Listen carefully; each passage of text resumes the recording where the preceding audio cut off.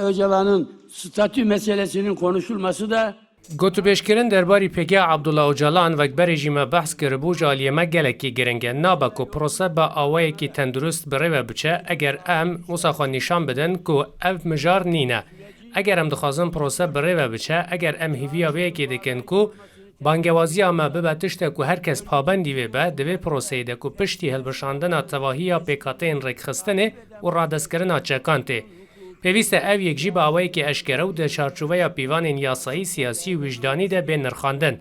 Dema ku ewlekarî û paşeroja Tirkiyê di cihekê tê gotûbêjkirin, em nikarin rê bi wan karan bidin ku ji nişkî ve helwestekî sozdarane hebe û aloziyên sosyal medyayê hikmên siyasî, dengedengên bê bingehên opozisyonê û nezalaliya xiştebendkirî bêne derxistin.